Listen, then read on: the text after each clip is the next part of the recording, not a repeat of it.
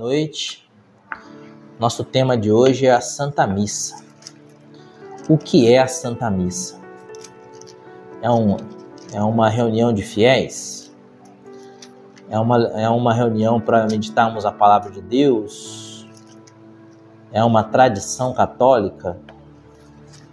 O que é a Santa Missa? Alguém sabe dizer o que é a Santa Missa? O que vocês acham que é a Santa Missa? Quem se arrisca aí? A Santa Missa, o que é? Ninguém se arrisca? Quem foi que instituiu a Santa Missa? Alguém se arrisca, não? Quem que inventou a missa? Foi a última ceia de Jesus. Muito bom, cara. Lá na nota 10.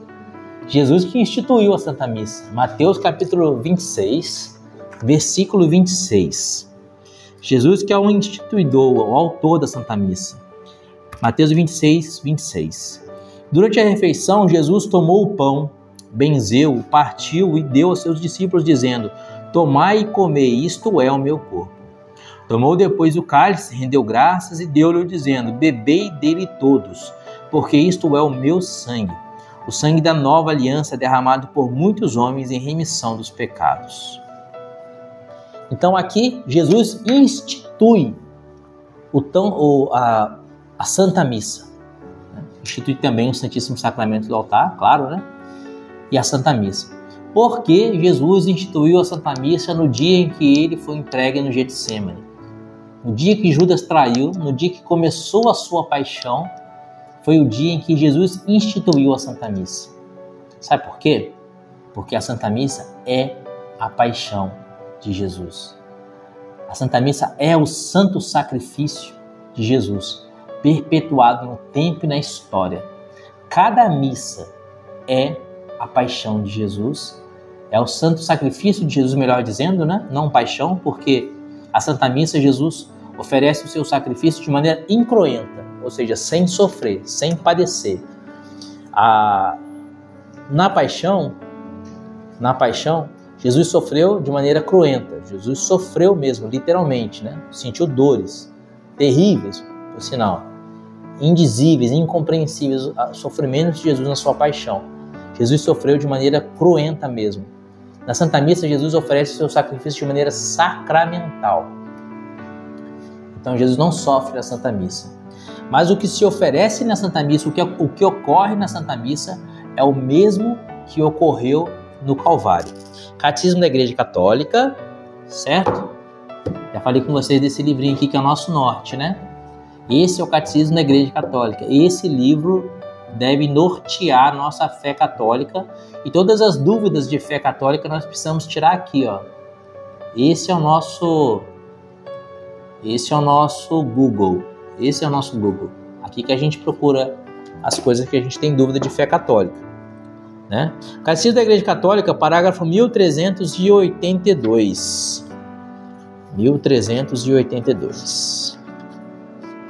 Ele diz assim, ó: a missa é, ao mesmo tempo e inseparavelmente, o memorial sacrificial no qual se perpetua o sacrifício da cruz e o banquete sagrado da comunhão no corpo e sangue do Senhor.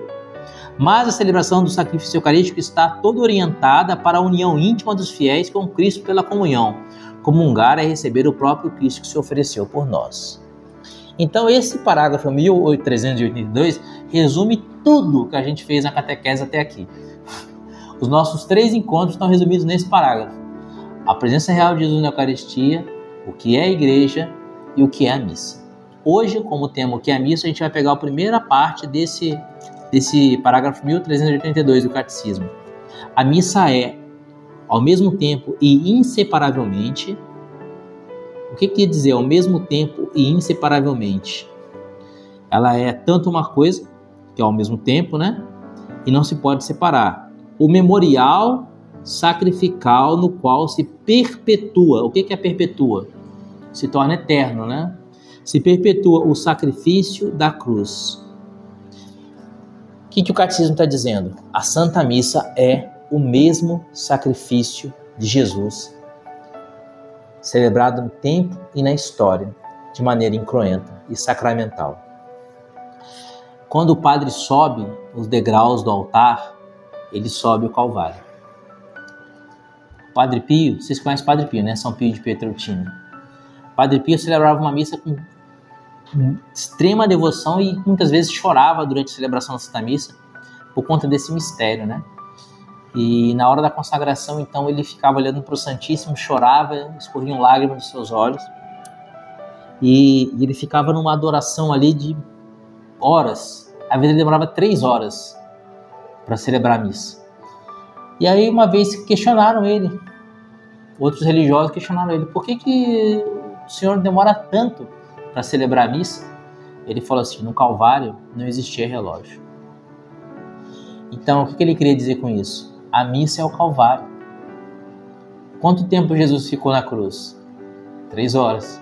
A missa do Padre Pio durava 3 horas. A missa é o Calvário. Não que o Padre Pio ficava demorando na missa, assim, ó, quanto tempo falta para dar 3 horas. Não, era uma coisa totalmente espiritual. Ele entrava num estado de êxtase, numa adoração, e era comum ele chorar durante a Santa Missa, e ele tinha as chagas de Jesus, né, nas mãos, nos pés e no lado.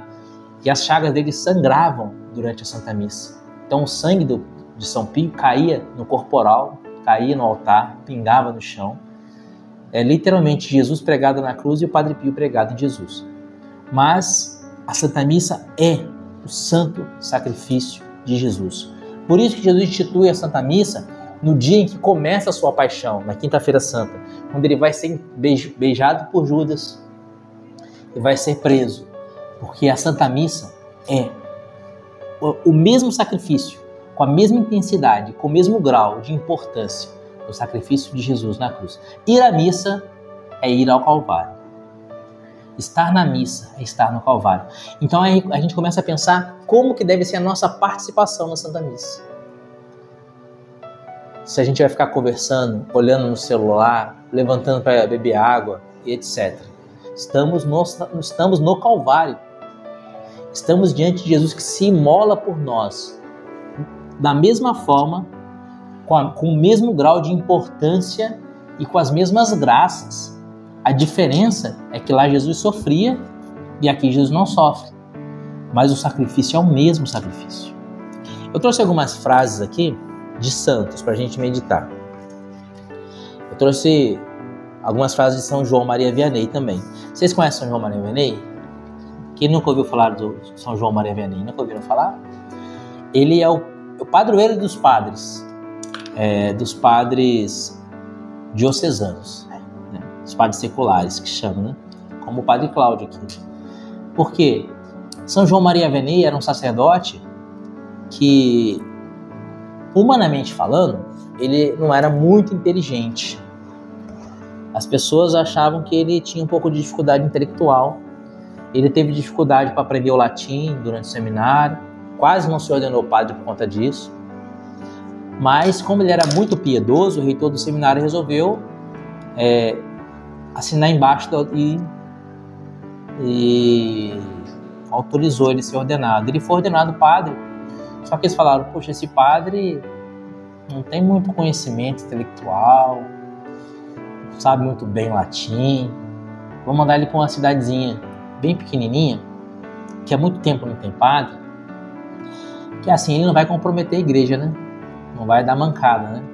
Mandaram ele para uma cidadezinha chamada Ars. Era cidadezinha naquela época, né? Século XIX. Hoje, ela seria nem um bairro, talvez. Pelo tamanho dela, não seria nem um bairro das nossas cidades atuais. Minúscula. Nessa cidade, não tinha sacerdote há muitos anos. E as pessoas começaram a se afastar da igreja. Até mesmo porque não tinha padre. Então, assim, as pessoas não guardavam domingo, as pessoas viviam uma vida promíscua, as pessoas iam em bailes, ofendiam muito a Jesus, não viviam castidade, era literalmente, como a gente fala hoje, era largado o negócio lá em Ars. E ele chegou em Ars, ninguém ia na igreja dele, a igreja estava fechada há muitos anos, ele abriu a igreja, ninguém ia à igreja. Então ele começou a rezar pelo povo de Ars, adorar a Jesus no Santíssimo Sacramento e rezar o rosário, fazer penitência pelo povo de Ars. Ele só comia uma batata por dia. Tem fotos dele, né? Como ele viveu no século XIX, tem fotos. Extremamente magro, magríssimo, magríssimo. Ele comia uma batata por dia. E tanto que num dos exorcismos que o demônio se apoderou de uma pessoa, o demônio xingava ele de comedor de batatas, né? A penitência, ele só comia uma batata por dia. E às vezes ele comia uma batata podre, mofada. E São João Maria Vianney, então, pela sua devoção, pela sua oração, pela sua adoração, ele converteu Ars. A Ars inteira voltou para a igreja, voltou para Jesus e se tornou um centro de evangelização. Então, tipo, hoje a gente tem a Canção Nova, a gente vai Aparecida. O pessoal vai tudo quanto é lugar em Aparecida na Canção Nova, né? O pessoal ia da Europa inteira em Ars para se confessar e para assistir a missa de São João Maria Vianney. Aquele padre que o bispo falou assim, esse padre, vou deixar ele escondido para ele não dar mancada, ele se tornou o padre, o principal sacerdote da Europa e o padroeiro de todos os padres. Entendeu? Então a pedra que os pedreiros rejeitaram tornou-se agora a pedra angular, né? Os humilhados serão exaltados, né? Os últimos serão os primeiros. Então isso se cumpriu. E São João Maria Vianney, ele... fantástico, fantástico. Se vocês puderem conhecer a história dele, eu tenho um livro dele lá, se alguém quiser emprestá-lo. Biografia dele, 500 e poucas páginas. Maravilhoso. E ele, que era um sacerdote muito piedoso, muito santo, ele escreveu, ele falava nas suas homilias algumas frases sobre a missa. E as pessoas anotavam, né? Ele escrevia também as homilias dele, ele preparava assim, escrito a homilia. Então tem alguns livros de homilias do São João Maria Vianney. Essas frases são tiradas desses livros de homilia dele. Ele fala assim, ó: a Santa Missa é a devoção dos santos. O que ele quer dizer com isso? Lembra que a gente dizia lá no começo, antes de começar a gravar, falava sobre a santidade, eu falava de Levítico 19, versículo 2, Mateus 5, 48, 1 Pedro 1, 8, e Deus fala, que na Sagrada Escritura fala, sede santos como o Senhor teu Deus é santo, sede perfeito como o Senhor teu Deus é perfeito. E aí você falou, né, poxa, mas acho que é difícil ser santo, né? A missa é a devoção dos santos. A missa te faz santo, porque a missa é o santo sacrifício de Jesus na cruz. Vocês conhecem a história de Longinos, né? Já ouviram falar de Longinos? Nunca ouviram falar? Já ouviram falar de São Longuinho? É esse cara aí. Vocês conhecem a história de São Longuinho, não? Você sabia que São Longuinho se converteu na primeira missa? Sabia? Na primeira não, na segunda, né? É, porque a primeira missa foi o que você falou, Mateus 26, 26, né? Que Jesus tomou o pão e disse, tomai todos e comei, isto é o meu... Qual que foi a segunda missa? O Calvário, né? Foi a segunda missa, quando Jesus morreu na cruz. E sabe quem que era o São Longuinho? A palavra Longuinho é abrasileirada, né? Em latim se diz Longinus.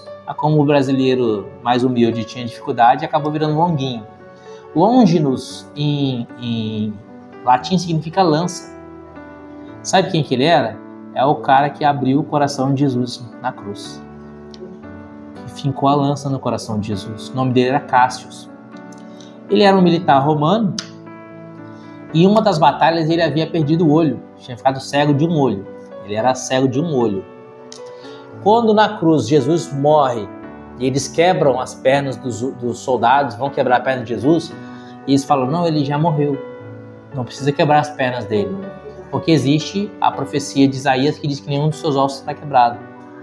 Então ele, para conferir se Jesus realmente tinha morrido, ele pega a lança e transpassa o coração de Jesus com a lança. E jorra sangue e água. Esse sangue e água jorrou sobre quem?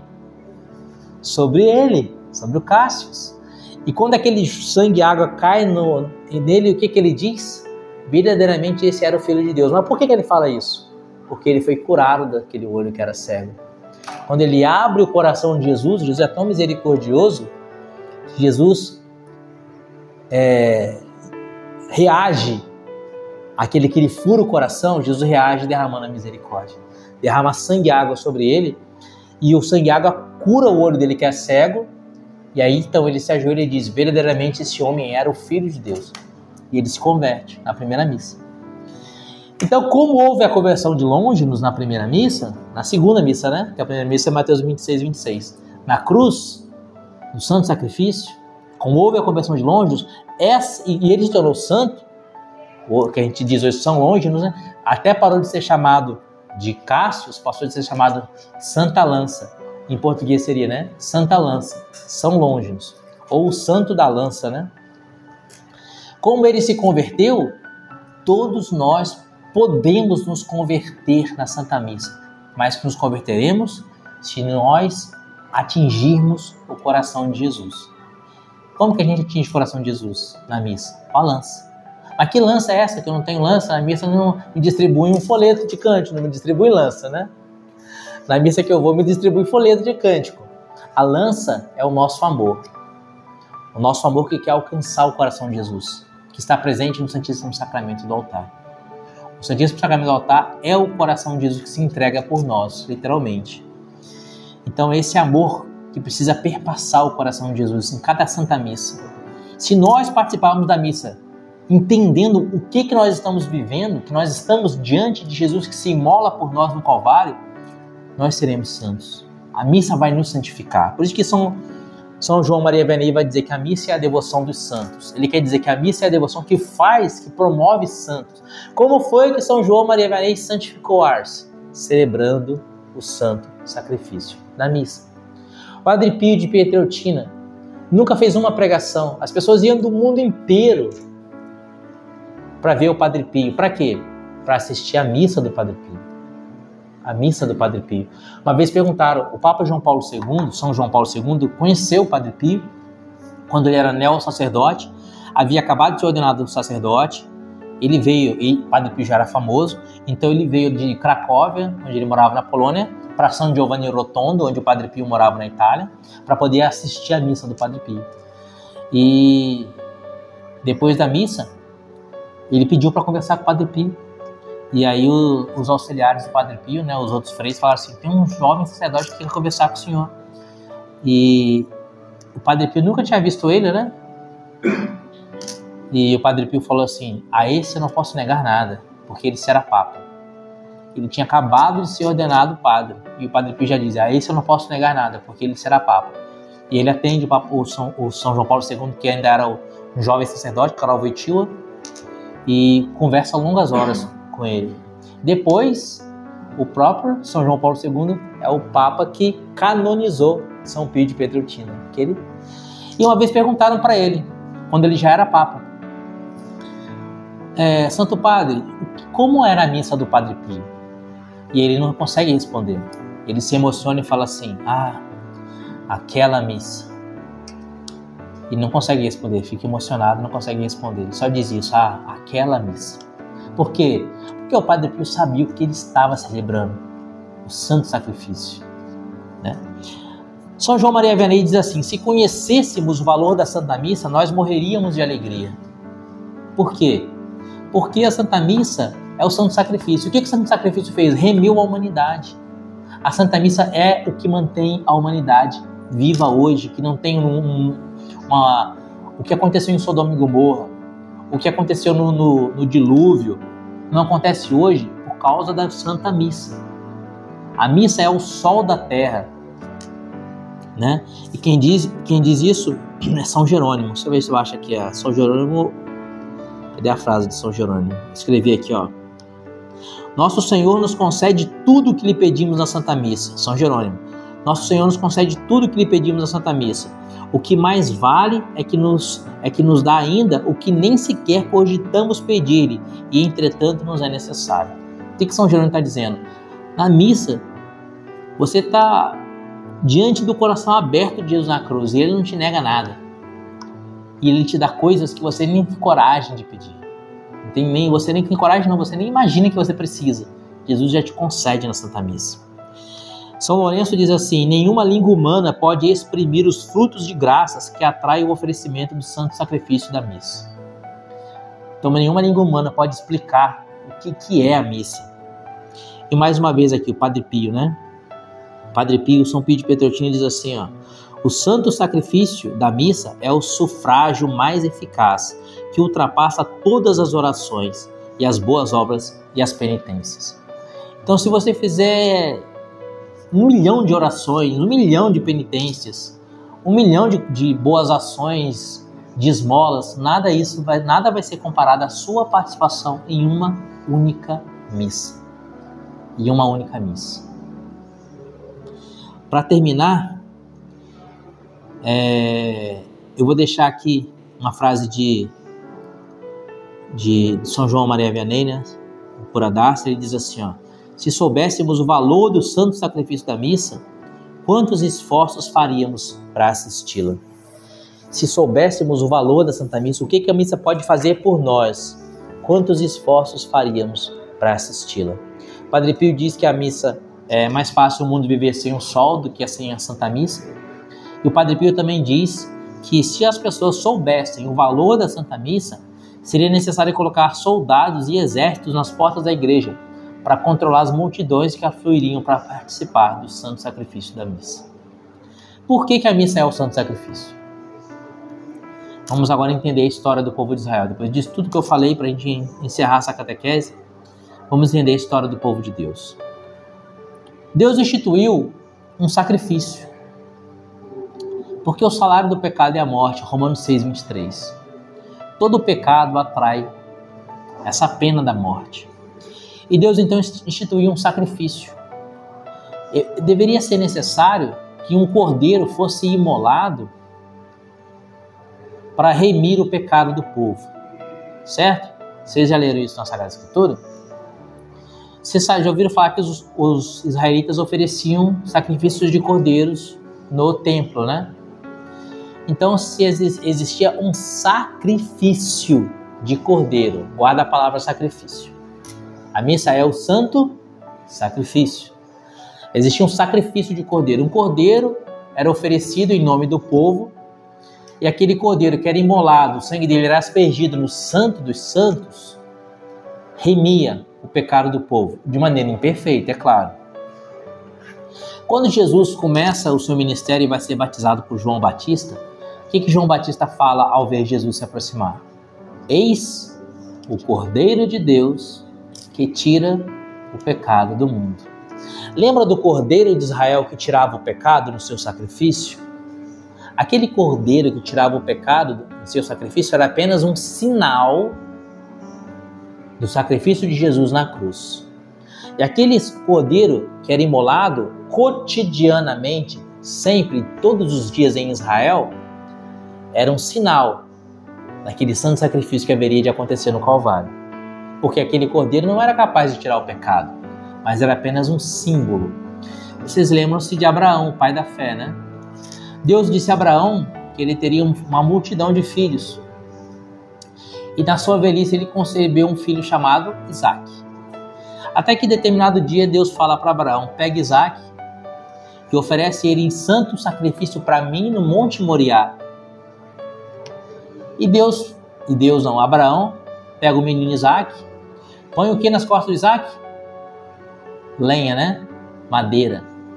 Isaque sobe um morro carregando a madeira. Quem foi que depois de 2000 anos subiu um morro carregando madeira nas costas? Jesus, não é? Isaque era o filho do pai que ia ser sacrificado. Quem é Jesus? O filho do pai que se sacrificou. E quando o Isaque chega lá em cima no Monte Moriá, Isaque vai perguntando para Abraão: pai, temos aqui a lenha, temos aqui o fogo, mas cadê o cordeiro? E Abraão fica sem jeito de falar para Isaque: cordeiro eu sei, meu filho. E o que Abraão fala para Isaque? Deus proverá o cordeiro. Deus proverá o cordeiro.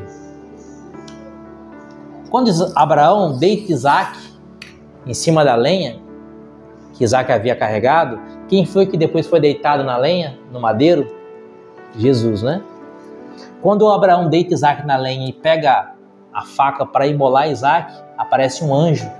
Fala: Abraão, não precisa fazer mal para o seu filho, porque Deus já está satisfeito com a sua fidelidade.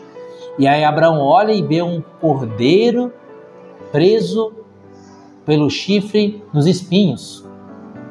Onde que fica o chifre do cordeiro? Na cabecinha dele, né? O que tinha na cabeça do cordeiro? Espinhos. Depois, qual foi o cordeiro que foi coroado de espinhos? Jesus. Então Abraão toma aquele cordeiro e imola. O que Deus estava querendo dizer? Abraão é o pai da fé. Isaque é o filho da promessa. O Isaac é o filho prometido, concedido pelo pai. O filho deveria ser morto. O salário do pecado é a morte. Quem é o filho que deveria ser morto? Somos nós. Quem é o Abraão? É Deus. Assim como Deus, Abraão amava Isaac, Deus nos ama.